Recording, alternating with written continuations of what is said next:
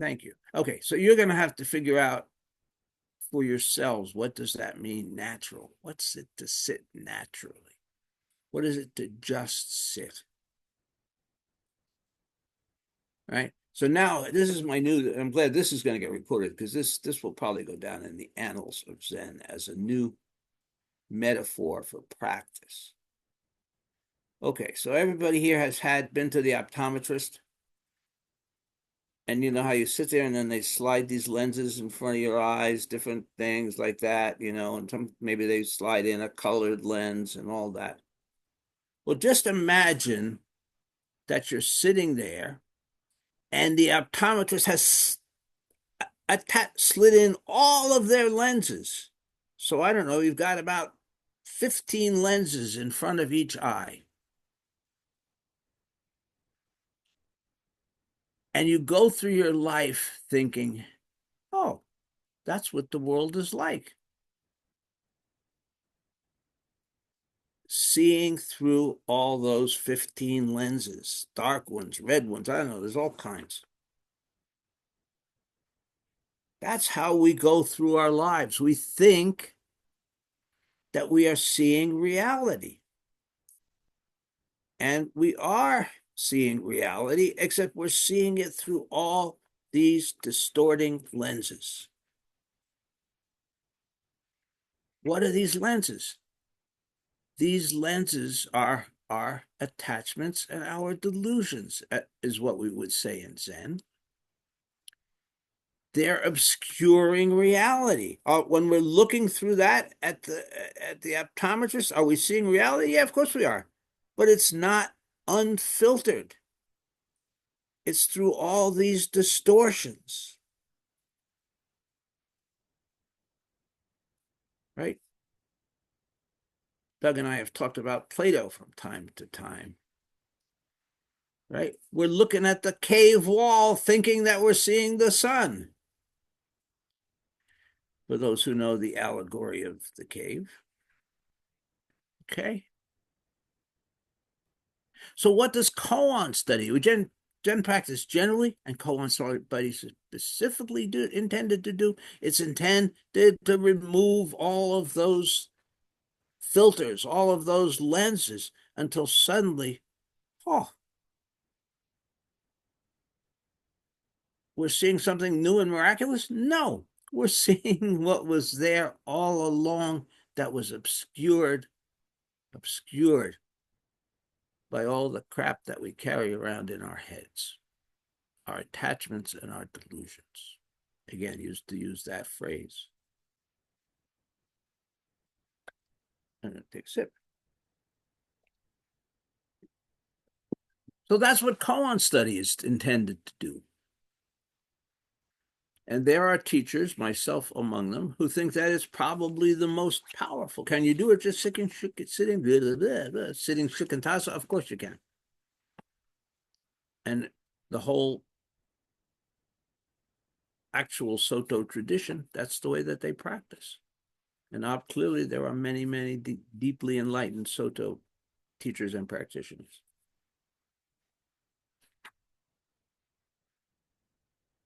But we're not, we're pseudo Soto.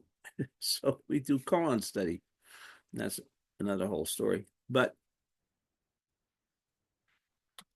I share with some number of other teachers the belief that koan study is the most powerful tool that we have. The best, I don't know. Different for different people. Back to Daido. He had an idea that you had to have a certain personality to do koan study. And if he didn't see those personality attributes, he had you do shikantaza. And at least within the Sangha, I don't know whether he intended this or not. So sort of a hierarchy developed. Like if you were a real Zen practitioner, you were doing koan study. If you were like a hopeless schmuck, you were sitting shikantaza. That's totally not true. Totally not true. And that, again, there's a whole Soto tradition that that proves that. So what happens in koan practice?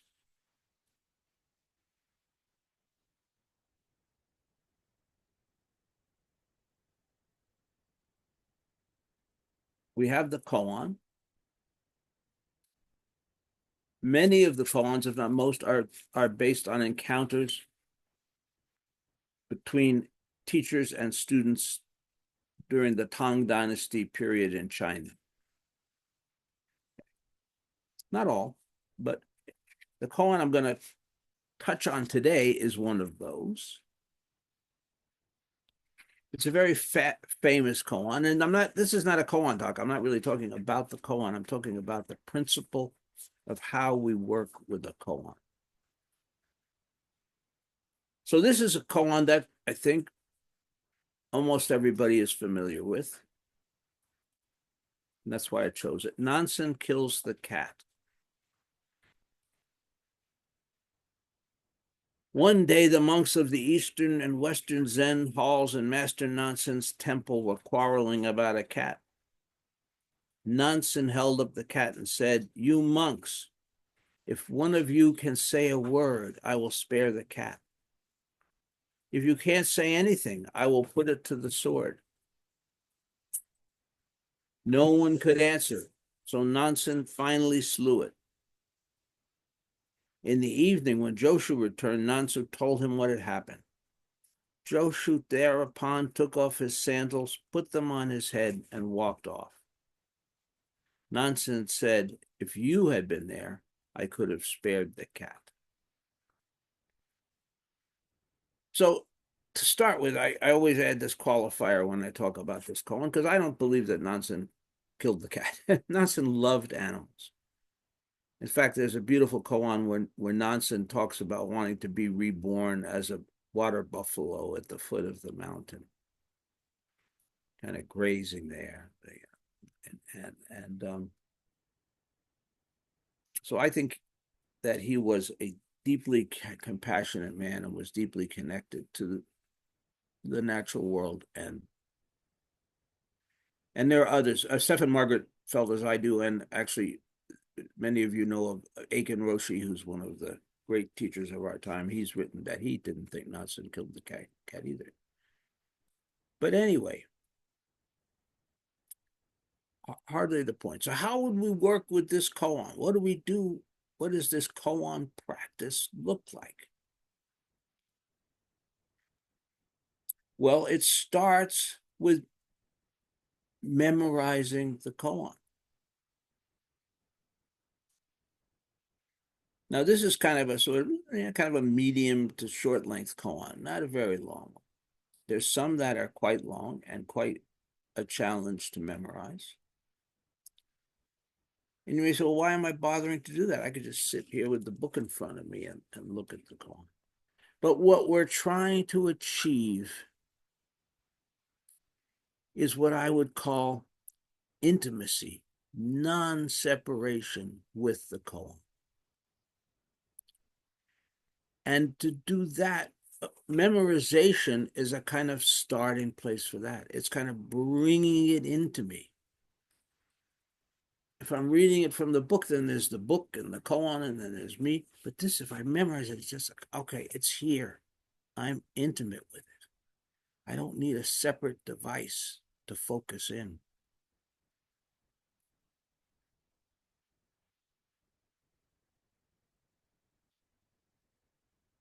And then I begin a process that I call sometimes kind of call sort of masticating the koan, chewing it up, chewing it up. I repeat it over and over to myself in my head. I'm going over this koan, and kind of getting a taste of it. And these are all things that I cannot explain to you, that you have to either have or will experience for yourself. This process of becoming intimate with the koan. And then one of the common devices that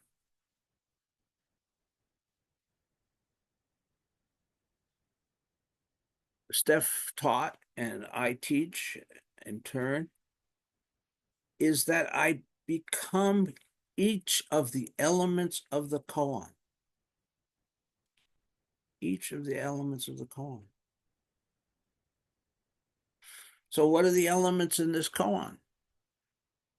We've got the students in the Eastern and Western halls that are there arguing. We've got Nansen. We've got a knife. We've got Joshu. We've got and his sandals, and so on. All of these elements. Cat. What? You left out the cat. Oh, the most important thing, that cat. I've got the cat. Yes, thank you. So we've got all of these elements.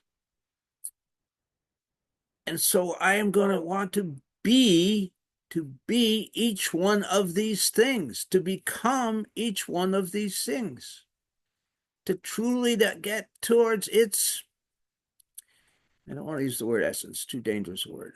I want to get into its being. What is it doing? What is it feeling? What is its role? How is it behaving? All of those kinds of things. And again, part of this chewing it up process, I'm going deeper into it. And it's not an understanding, an apprehension of the koan. That's maybe another word that's good. I'm apprehending it, but not through the vehicle of my ego, intellect and ego. That's what this koan is intended to do to me. Those of you who've done koan practice know that when we first start out, we try to think our way through the koans. That's how we're accustomed to relating to the world with our intellect. We're accustomed to analyzing. Well, let's see. What do I know about nonsense? What do I know about cats? What do I know about knives? Blah, blah, blah, blah, blah. What do I know about Zen? And then we try to put that all together into some kind of coherent whole that we inevitably fail when we go in and present our answer to the koan. Because the answer does not come from our intellect. It comes from someplace else. It comes from that direct apprehension. It comes from that place of deep knowing, whatever we want to call it. Doesn't matter what we call it.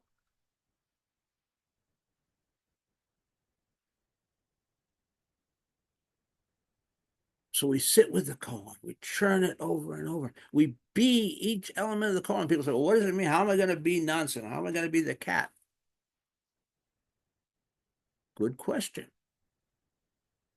Not something that I can really tell you in words.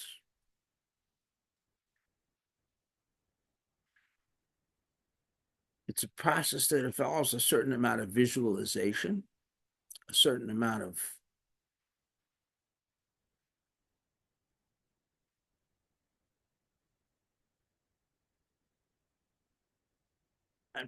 empathic relation. I just made that up. We want to get in there. We want to be that cat.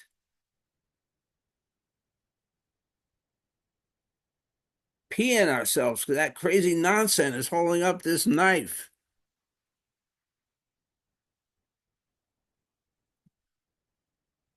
We want to be those students. Why didn't those students say something? He made it very simple to them. Say a word of Zen and I will spare the cat. And all these monks, nothing. They couldn't say a word between them.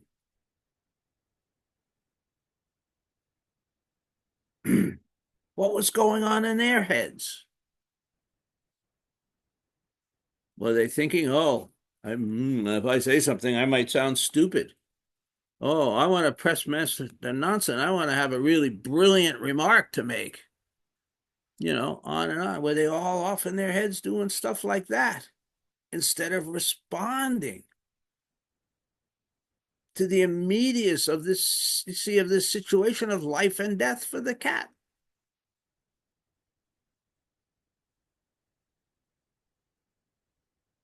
Poor cat. So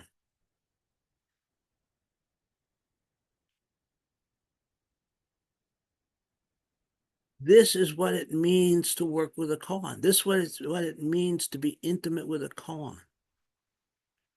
This is what it means to practice a koan with our whole body and minds, but in back to a way that is natural.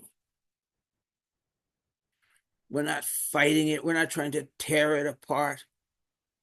We're trying to become one with it, to lose our separate identity, to lose ourselves, so that all that exists is that koan.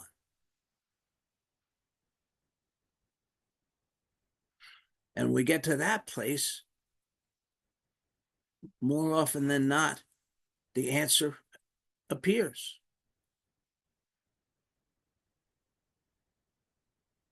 Now, if you're fortunate enough to have dice on shortly after that, and you're going to run and you say, I got it, I got it, I got it. And you're going to tell me what it is. And I go, grasshopper. Okay.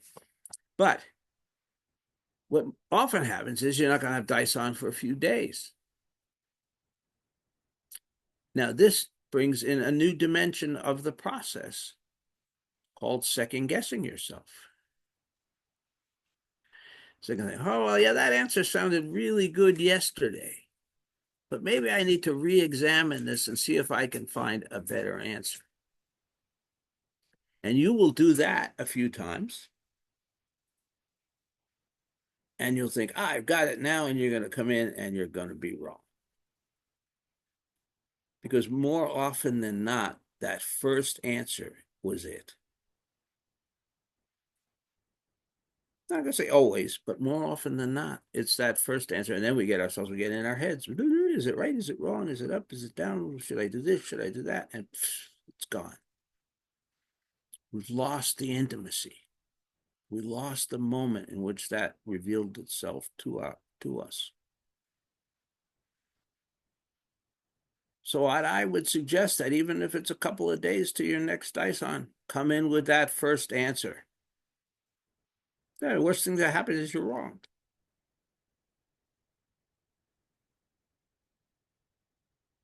That's one of the other things that koan practice teaches us, to lose our attachment to right and wrong.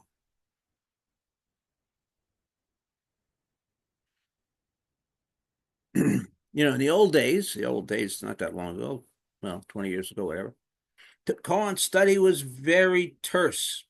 Well, even that before that, with dice on, it was with Steph, the old school guys. You came in, you sat down, you did your bows, and you got up there, and then you presented your koan, the koan, and then you presented your response. And if you passed, the teacher said, "Go on to the next one," rang his little bell. And if you didn't pass, he said, "Go deeper," and he rang his little bell. That was the extent of the conversation. Go on to the next one, go deeper. Not much room for intellectualization in that process. But as many of you know, most of you know, all of you know, my teacher in the direct line of succession was Margaret. And Margaret had a different style of koan study, practice, which was that there was more conversation involved. I'm not going to say Margaret was more compassionate. I don't wouldn't than Steph or than Dido. She just had a different style. One of the things that was fascinating, and Kathy, I'm sure you remember this, and maybe Deborah and Gary. Was Margaret alive, Deborah and Gary, when you started going to? No. So Kathy, you're the only one who remembers this. Okay, again, old school stuff here. When you came to Dyson, a line of students formed outside the Dyson room. And then each one in turn would go in when the previous student came out. And so you'd be in the line, and then you'd hear the little bell ring, ding, ding, ding, and then out would come somebody. And the two of that, you would do three bows with them together. That all you do full prostrations, three full prostrations. Then you walked into the Daishan room. You got right up in front of the teacher, and you did three more full prostrations. And then you stood up and you said, "My name is Peter, and my koan is Nansen kills the cat." And then you recited your koan, and yeah. Now we did away with all of those trappings, or almost all of them, at Treetop years ago. And of course, online, it's really hard. You hit your head on the screen when you're doing the full prostrations, and um, mess up the keyboard and all that. So we don't do that. But that said, it was this very terse process. You passed, you failed. Well, you know what? You really got freed from the attachment to passing or failing. Because you walked in and you did your thing. I got it today. I got it. I'm going to impress Steph with my answer. And he'd go in and he'd go deeper. You know, off you went.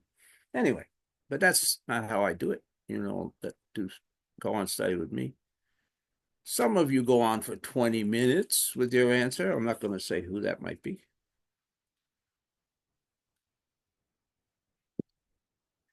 Anyway, so koan practice. So it's a powerful tool in many ways. And I probably told you as much as I can with words. I can only go so far with words. But the effort, that natural effort, you know, so I gave you that story about practicing when, you know, I was there with the martial artists from New Zealand and all like that. So I was thinking there's an old martial arts story that I won't tell very well. I used to know it better, but the essence of it was this. This ambitious young man goes to the sword master and he says, "Master, I want to learn the way of the sword. How long will it take me?" The master says, "Well, you're young, you're strong, you're healthy, probably a year." And the student says, "Yeah, but I'm going to try really hard. I'm going to work harder than probably most of all your other students." Oh, and I says, "Oh, you could probably do it in about 3 years." And then it says, "Oh, no, no, you're not hearing me. You're not hearing me. I'm such a devoted student. I'm going to work so hard. I'm going to put all my energy into this. How long is it going to take me?" "Oh, well," he said, "I think you're going to be about 5 years." Okay. So that story there is applying to martial arts, but I believe it absolutely applies to Zen. Overzealous practice will not get us there. Overzealous practice is rooted in the ego. Me trying to prove to the world, me trying to prove to myself, me trying to prove to my teacher, all of those things. So the spirit of practice is natural.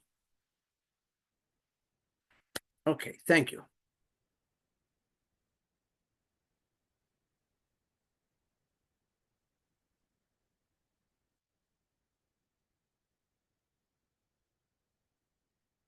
Feel free to comment. Peter, I'd say also that when we're done with the koans, sometimes they come back so that days when I'm having a hard time, and it's like, ah, Jesus, I don't know. So then I hear the one about just wash your bowls, and I can just say, okay, today I'm just going to wash my bowls, and that's it. So that happens too after you're done with the koan. It's still with you. Oh, thank you for saying that, Melanie. That's beautiful. And it's the rest of your life. They transform us. They transform our life. They transform our way of seeing and relating to the universe. And as you say, they travel with us. You know, once we've done that process, memorizing it, integrating it, becoming intimate with it, so on and so forth. Yeah. The other thing happens also. I don't know. Some of you are doing coinciding, may have like in a session, in a retreat where you may be having daisans only a few hours apart. And you pass the koan on one daisan and you go back to the next daisan and you can't remember a word of that koan. It's gone. I don't know why. And then it, as Molly said, it might pop up later. But it's the whole thing with the memory is very interesting.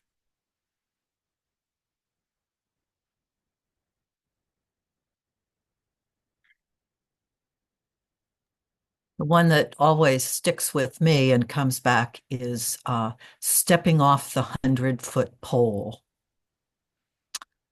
Uh, or the another one is, forget the name of it, but where the guy's holding on to a branch over a ravine. Oh, and he's holding on to the branch with his teeth, I think. And if he opens his mouth, he falls. And if he doesn't do what he says. So uh, that's frequently where I have to go in the course of my life. Uh, and I also have a question, Peter, and a comment too. But my question is, I can remember when we were meeting in person, and you would say, just act out the koan. And I know I never acted out the koan because I didn't know what you were talking about and didn't know how to do it. So, um, what's acting out the koan and how does that Well, help? oh, yeah, yeah, thank you. It's just a different way of, probably not a skillful way of expressing this idea that we want to be the koan. We want to be all the elements in the koan. So that could be like a little theater, if you will, within our heads. But it's, because you want to see nonsense saying, "Here I am with the knife. I'm going to kill this cat if you don't say something." And the student's like, what's going on right in those moments? What are they feeling? What are they thinking? The more that we can do that, the more intimate we become. But now I'm doing it with words. And what I'm saying is that we don't, in the working with it, we're not doing it with words. We're feeling it. I want to feel what nonsense felt. I want to feel what the students felt. I want to feel what the knife felt. Okay. Uh, thank you. And I would imagine doing that online is not quite as easy. Uh, but the other comment I wanted to make, I can remember being in a session and going to Daesan with a different teacher. And it was when I was working with Moo, and he just said, no, no, wrong, rang the bell, next. And I, I felt like that was helpful for me to understand how attached I was to being right about something, doing well on the test. And it also made me aware of the anger that I felt when he just dismissed me and didn't spend much time and was decades younger than I was. Uh, so it was good for that kind of lesson to myself. Um, but I don't think it helped me with the spirit of practice. Uh, so I guess I say that in support of your more conversational approach, that it's not just a right answer, but that it morphs into how this affects your practice, how it affects your life. So I want to support your. Well, thank you for that. But the fact is, if we're in a retreat and somebody is working on Mu, I would have done exactly the same thing. I want to cut that intellect off. I want to cut out the bullshit. It's the only way you're going to pass Mu. So I would, when I'm way too conversational. I say way too much. But if you're in a session and you're working Mu, then you will not get much more from me either. Then I got a little more, did you? Oh well, see, I'm a little lying more again. encouragement. I'm lying again. Okay. No, no, you're right. You're right. Uh, I'm always right. Okay. and I have just one other comment and then I will stop. And I have said this before, so I'm sorry to repeat, but it's just too rich for me to let go by.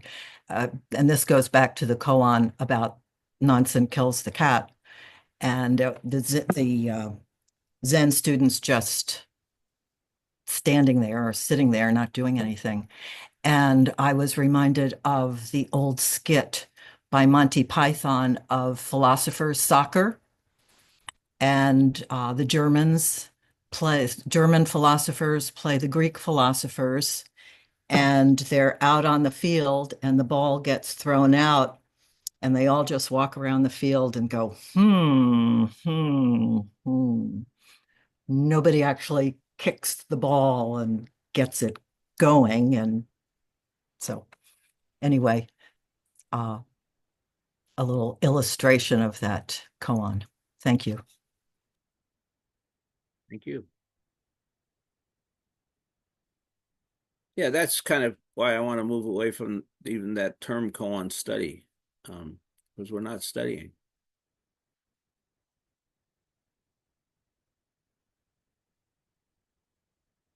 I forgot who finally kicks the goal in that one. Doug must know. He's smiling. Do you know who kicks the goal, Doug?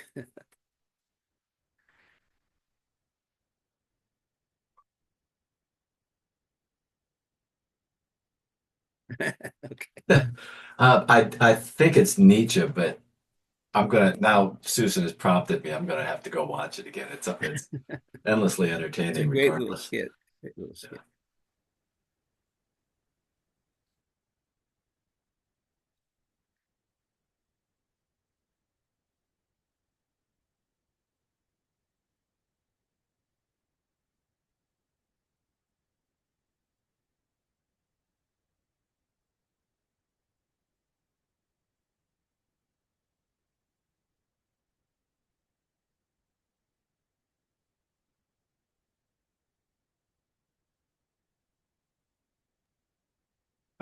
Since we're on the topic of philosophers, um, I'm reading a Simone Weil. Peter, you and I have talked a little about that, but your talk this morning, um, she has an essay about attention, which in her vocabulary is synonymous with prayer.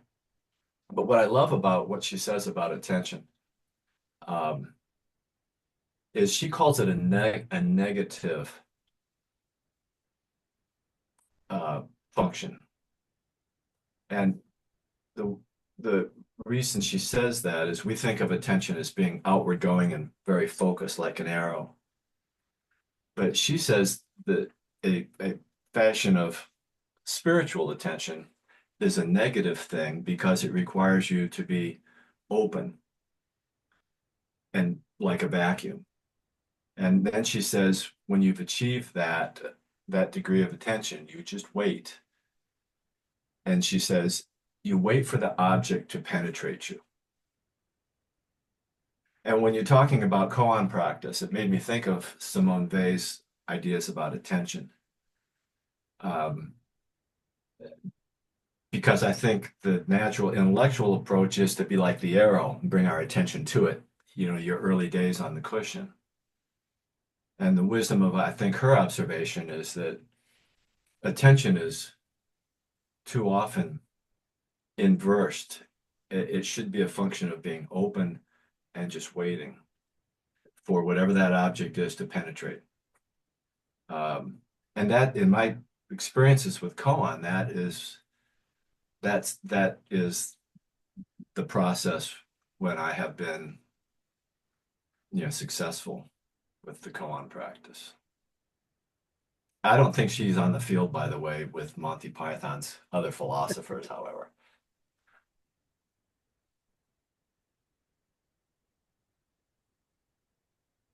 Yeah, I'm thinking about that. I mean, what we're talking about is often very subtle, very subtle. Um, sometimes I say call it alchemy because it is like we're pouring all these things, and and then all of a sudden it bubbles up. We don't even necessarily know how. Um, but the essential point that I wanted to make this morning, we cannot force it. Trying to force it is, you know, um, the koan with Nansen and Chow Cho, right?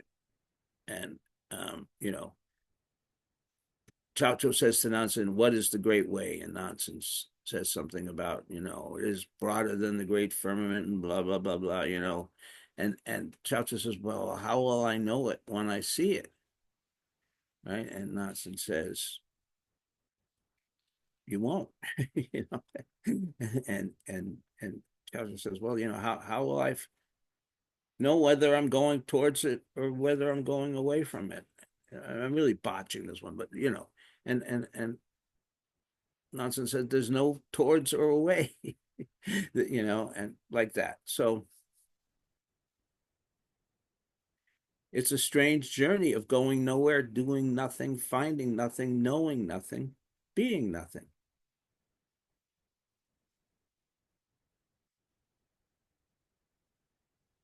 And yet something happens.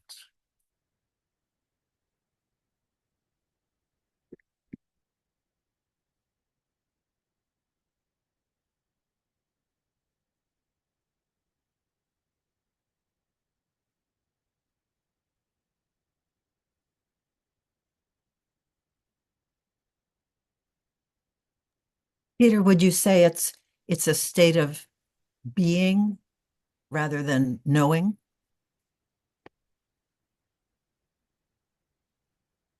Oh, is that a question? I'm sorry. Yes, yes. Or would I say it's a state of being rather Being than rather than it's a knowing. state of non-being?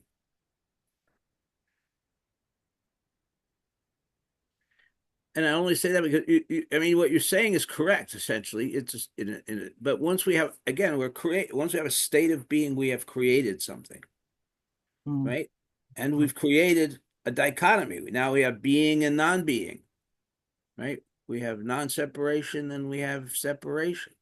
All those. So you're not wrong. I mean, what you're saying, but it needs to be held outside of the context of that dialectic of being and non-being, or separation and non-separation. Just is. thank you. And now you know that I don't like being wrong. No, I don't. What you don't what? I don't like being wrong. Oh, Thank you. Susan, your answer was wonderful. I'm so glad you gave the perfect Oh, answer that time. thank you, Peter. Listen, if we don't want, you know, it's we're culturated that our whole lives to be right, you know, and the saving grace is this is not about right or wrong, right? This is just this. There's no right or wrong in just this.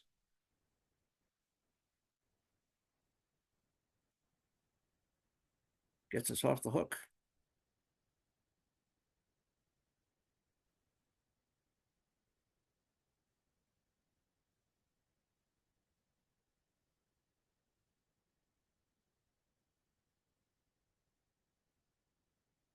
You know, it goes back to that thing about all Zen teachers are liars. Everything that I'm telling you is a lie. Because there's no way that I can really express the Dharma. There's no way that you know, so we do approximations, we do metaphors, we do, you know, various ways of trying to get the point across, all of which miss. And the only way to know the point is to find it for yourself.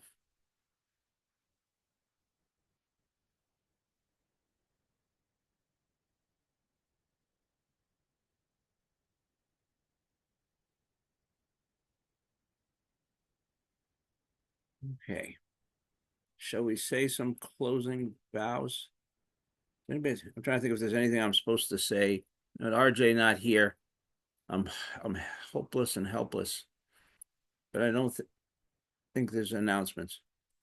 You know, but well, and you folks have seen the retreat schedule that she sent out.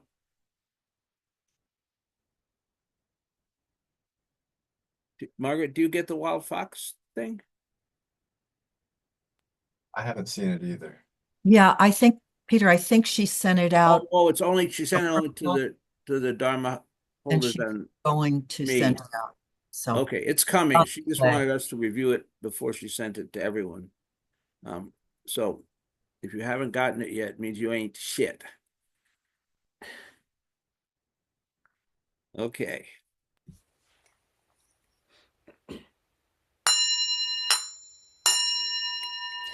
Creations are numberless.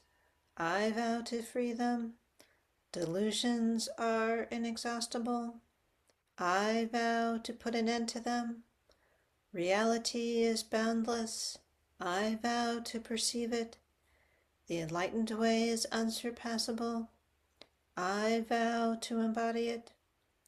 Creations are numberless. I vow to free them. Delusions are inexhaustible. I vow to put an end to them. Reality is boundless. I vow to perceive it. The enlightened way is unsurpassable. I vow to embody it. Creations are numberless. I vow to free them. Delusions are inexhaustible. I vow to put an end to them. Reality is boundless. I vow to perceive it. The enlightened way is unsurpassable. I vow to embody it.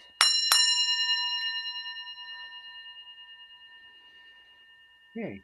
Thank you, everybody. Have a wonderful rest of your Sunday. And everybody stay safe in the storm tonight if you happen to be. Thank you, Peter. Yeah. Thanks. Bye, guys. Bye.